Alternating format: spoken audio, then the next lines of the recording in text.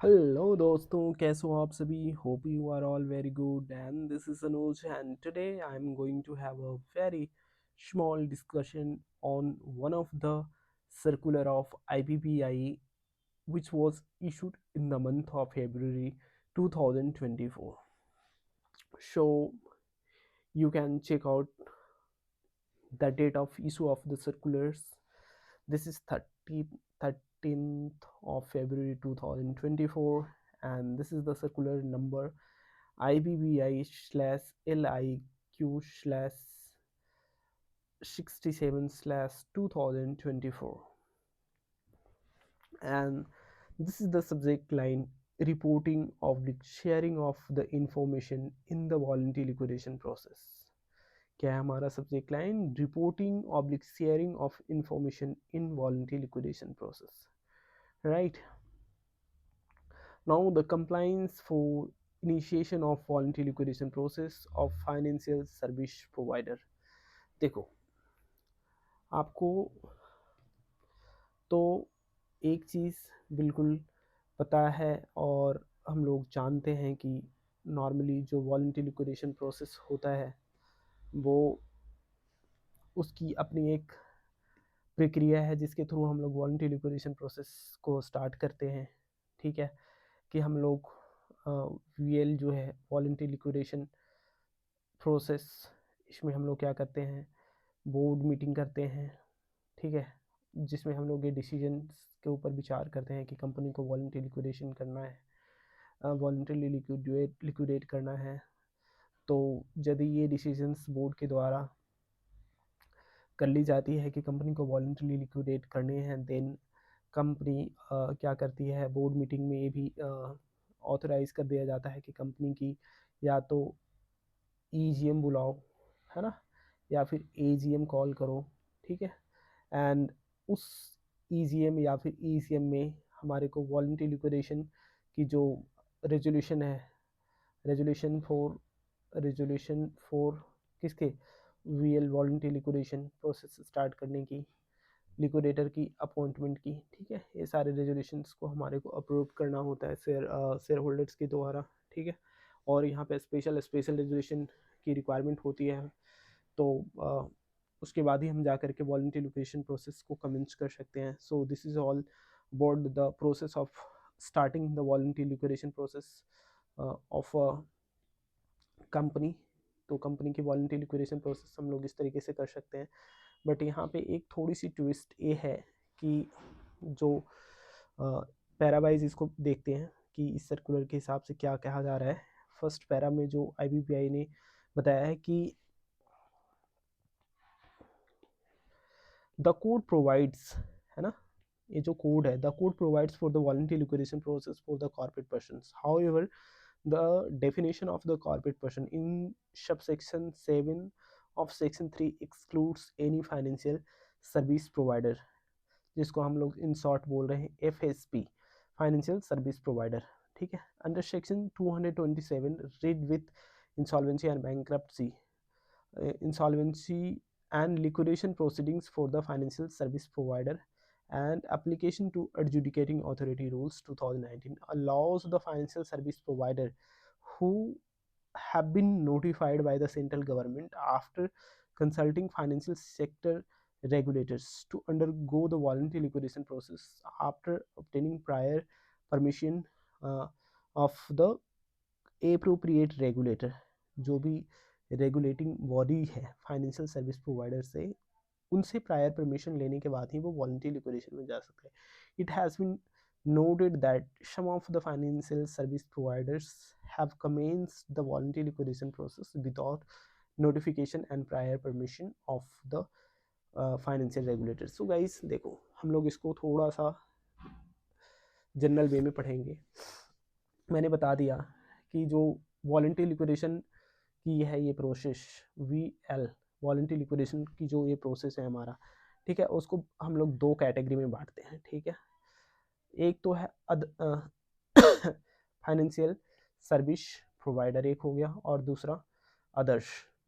ठीक है, अदर्स की जो कैटेगरी है इसमें तो हमने बता दिया कि हमें बोर्ड मीटिंग करनी है, हमें EGM जनरल मीटिंग या फिर EGM, है ना, कॉल करना है। बोर्ड मीटिंग में हम लोग डिसाइड करेंगे कि कंपनी को वॉलंटरी लिक्विडेट करनी है। यदि एक बार ये डिसाइड हो गया तो हम लोग EGM कॉल करने के लिए किसी भी व्यक्ति को ऑथराइज कर देंगे, और नोटिस जो है EGM का इशू या फिर AGM की नोटिस इशू करने के लिए हम लोग भी ऑथराइज कर देंगे, जिसमें कि हमारे को वॉलंटरी लिक्विडेशन प्रोसेस स्टार्ट करने के डिसीजन लेने हैं, ठीक है।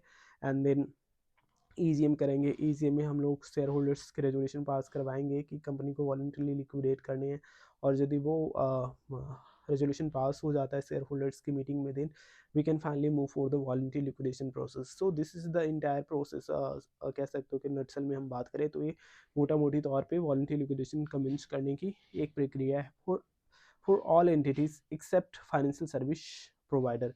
नाउ होता क्या है कि फाइनेंशियल सर्विस प्रोवाइडर में एक हमारे को एडिशनल रिक्वायरमेंट फॉलो करनी पड़ती है। वो एडिशनल रिक्वायरमेंट ये है कि we need to take a prior permission from the regulating authority. यदि हमारे जो फाइनेंशियल सर्विस प्रोवाइडर की रेगुलेटरी बॉडीज़ हैं उनसे प्रायर परमिशन लेने के बाद ही हम वॉलंटरी लिक्विडेशन प्रोसेस को स्टार्ट कर सकते हैं। But in recent days it has been observe that कि कुछ एक तो फाइनेंशियल सर्विस प्रोवाइडर हैं, फाइनेंशियल सर्विस प्रोवाइडर की जो एंटिटी है उन्होंने वॉलंटरी लिक्विडेशन स्टार्ट कर दी without obtaining prior permission from the regulating authorities. So ये चीज़ें हैं, ठीक है। अब नाउ ये पैरा वन थी। अब पैरा सेकंड में ये कहता है कि accordingly it is here by directed that the liquidator shall ensure that if the corporate person falls under the category of the financial service provided it shall declare that। यदि ऐसा है कि company की वॉलंटरी लिक्विडेशन प्रोसेस को start कर दिया गया है, एंड वो जो liquidation process voluntary liquidation process start किया है वो फाइनेंशियल सर्विस प्रोवाइडर की गई है, then there is requirement to give a declaration, ठीक है। And it shall declare that, और उस डिक्लेरेशन में क्या कौन सी बात को मेंशन करनी है वो इस प्रकार है that the category of the financial service provider, कि कौन सी कैटेगरी की फाइनेंशियल सर्विस प्रोवाइडर है, has been notified by the central government under section 227 of the IBC code. तो इसमें हमारे को ये बताना पड़ेगा कि किस टाइप की फाइनेंशियल सर्विस प्रोवाइडर नोटिफाइड किया गया bye the central government, and the corporate person has obtained the prior permission from the appropriate regulatory authority. जो रेगुलेटर हैं उनसे एप्रोप्रिएट जो है परमिशन ले ली गई है। तो एक तरीके का डिक्लेरेशन किसको सबमिट करना पड़ेगा, जो लिक्विडेटर अपॉइंट की गई है, ठीक है, उनको एक डिक्लेरेशन देना पड़ेगा। किसको, फाइनेंशियल सर्विस प्रोवाइडर हैं वो, और उनका लिक्विडेशन प्रोसेस स्टार्ट हो गया and without taking prior permission, then in that cases condition जो पैरा 2 के अंदर दिया गया है उसको अधेयर करना पड़ेगा, राइट। एंड थर्ड जो पैरा है, sharing of the final report. Now you can check here, sharing of the final report, form H and dissolution order with the IBBI। Guys let's have a discussion one by one कि पहले हमारा final report क्या होता है, form H क्या होता है, and dissolution order क्या होता है। तो गाइज फाइनल रिपोर्ट बेसिकली होता क्या है कि once liquidation process is complete entirely, जितने भी एसेट्स कॉर्पोरेट डेटर का है वो तमाम एसेट्स को लिक्विडेटर ने क्या करा, ऑक्शन कर दिया। उससे जो प्रोसीड्स आए हैं डिस्ट्रीब्यूशन करने के मतलब एसेट्स को बेचने के बाद, auction means to sell the assets of the company. तो तमाम जो एसेट्स हैं उसका ऑक्शन करने के बाद जो भी प्रोसीड्स रियलाइज हुई है वो प्रोसीड्स को डिस्ट्रीब्यूट कर दिया गया है स्टेक होल्डर्स को, ठीक है। Now nothing is left for the distribution, सब कुछ डिस्ट्रीब्यूट कर दिया गया है। And then after completing the process जो लिक्विडेटर है एक फाइनल रिपोर्ट को बनाता है, and that final report is to be submitted to the IBBI, NCLT and IPO को भी ये दिया जाता है। और उसमें बेसिकली यही होता है कि लिक्विडेटर के द्वारा एक रिपोर्ट दिया जाता है जिसमें ये सर्टिफाई किया जाता है कि entire assets of the corporate debtor has been auctioned, layman language में बोलो तो इसको सेल कर दी गई है। उससे जो पैसे आए हैं, सेल से जो पैसे आए हैं वो पैसे को डिस्ट्रीब्यूट किया कर दिया गया है लिक्विडेटर के द्वारा, and nothing is remain unpaid, सब कुछ पे कर दिया गया है। और कोई भी यदि फंड्स पेड हैं अनपेड हैं तो उसका क्या ट्रीटमेंट है, कहाँ पे रहेगा, वो सारी चीज़ उसमें फाइनल रिपोर्ट में बताया जाता है। कह सकते हो कि एक फुल प्रूफ जो लिक्विडेशन प्रोसेस कंप्लीट होने की एक रिपोर्ट होता है लिक्विडेटर के द्वारा बनाया जाता है, ठीक है। फॉर्म H बेसिकली होता क्या है, तो फॉर्म H इसमें एक डिटेल टाइमलाइन होती है, detail timeline of the voluntary liquidation process. Further कितने एसेट्स को हमने सेल किया है, हमारे पास कितने क्लेम्स आए हैं, किस किस क्रेडिटर्स की क्लेम है, ठीक है, उनको कितना उनकी क्लेम कितने एडमिट की गई है, उनको कितने पेमेंट प्रपोज पे किया गया है, ठीक है। Entire things is to be made under the form H. And then next जो होता है dissolution order, once we file the final report and application for dissolution, then IBBI, then honorable adjudicating authority will ensure that the final report is with the dissolution applications form which is also there, and everything is in order. Then NCLT will go for the dissolution order. एक बारी dissolution order pass हो जाता है, than company का कह सकते हो कि वो फाइनल डेथ हो जाती है, कंपनी की जो एग्जिस्टेंस होती है वो ख़त्म हो जाती है at the time of the passing of the dissolution order, and that dissolution order to be communicated to the MCA and other जो रेगुलेटरी अथॉरिटीज़ होते हैं उनको कम्युनिकेट कर दिया जाएगा। सो बेसिकली ये जो पैरा नंबर हमारा 3 है, इसमें यही इसी बात को बताया गया है कि it is hereby directed that the liquidator shall submit a copy of the Form H and the final report filed before the adjudicating authority as per Regulation 38 and the order for dissolutions to the board to the email ID। ये जो email ID दी गई है liqvol@iibbi.gov.in, ठीक है। तो this one is the email ID which has been designated by the IBBI for submission of the or sharing of the final report form H and dissolution order of any corporate debtor। तो para number 3 is also very much easy। Now para 4 is basically ये तो सभी circulars में आपको देखने को मिलेंगे। इसमें कहा जा रहा है कि ये जो सर्कुलर्स IBBI ने इशू किया है वो pertain in terms of the section 196 of the insolvency and bankruptcy code. So section 196 is a sections which grants or gives a power or gives authority to the IBBI whereby IBBI can issue the circulars, right। तो ये तमाम था।